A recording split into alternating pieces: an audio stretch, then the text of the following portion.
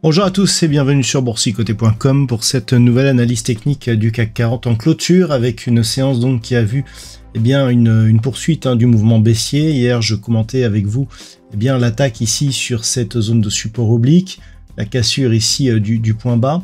On a confirmé avec donc une ouverture sur un gap baissier. Alors certes ce gap a été comblé mais ensuite on a poursuivi à la baisse. Alors c'est une baisse qui a été assez rapide et temporaire puisqu'au moment où je vous parle on est déjà de retour ici sur la zone des 7775 points, donc sur le haut de la séance. Donc globalement, il faudra voir un petit peu ce que nous donne la séance de demain.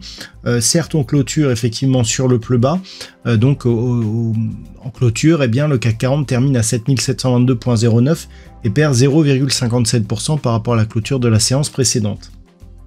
Au niveau des indicateurs techniques, donc on reste baissier sur les histogrammes du MACD. Le RSI est neutre et on a une petite hausse des volumes, ce qui n'est pas très bon dans l'ensemble par rapport justement à la conviction baissière qui est en train de monter.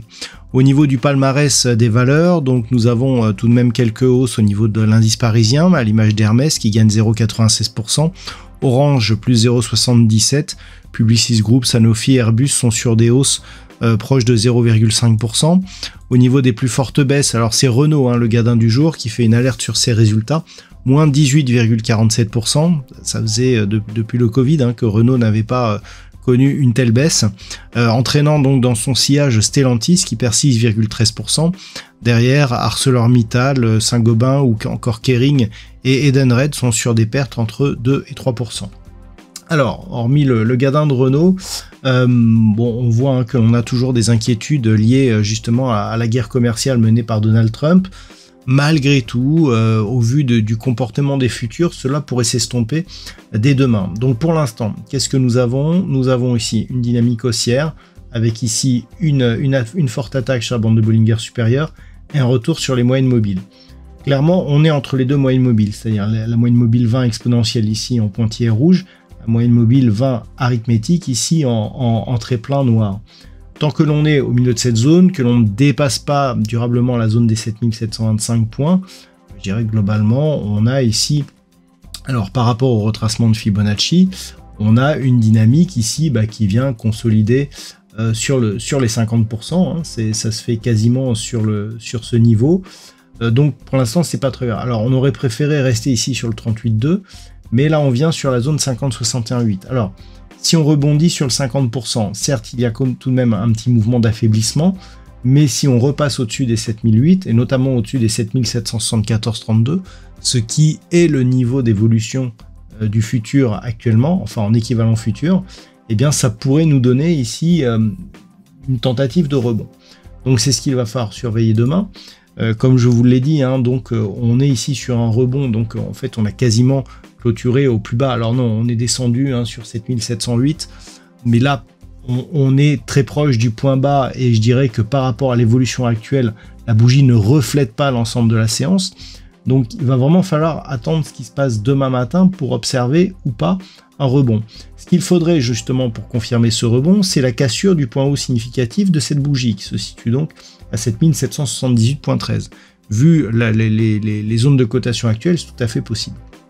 Donc si on revient ici au-delà des 7800 points, voire même au-dessus de cette zone ici stratégique des 7820 points, là clairement on pourra commencer à évoquer la possibilité d'une impulsion consolidée qui pourrait reprendre à la hausse.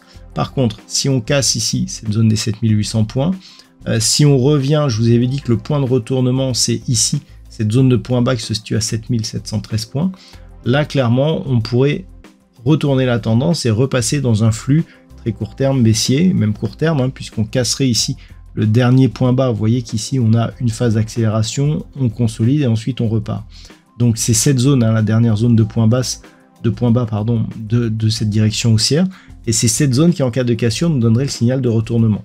Là clairement on casse la zone de support oblique, donc on sort de la dynamique, Donc on reste effectivement dans une tendance haussière, mais avec un momentum différent de la dynamique que nous avions ici. Donc globalement, ça reste haussier, mais avec une force moindre. Attention, si on casse la zone des 7725 points, effectivement, on pourra encore affaiblir la dynamique, jusqu'à venir sur cette zone de point bas, où on aurait une inversion de la tendance. Donc demain, on surveillera 7725 points, 7713 ici. Donc le plus bas, c'est 7656. Je me suis trompé tout à l'heure. Donc voilà, ça, ce sont les zones qui pourraient accélérer un mouvement baissier. Par contre, si on repasse au-delà des 7800, au-delà des 7820, là, globalement, on reprendra un biais haussier avec un objectif de retour ici sur cette zone des 7910 points.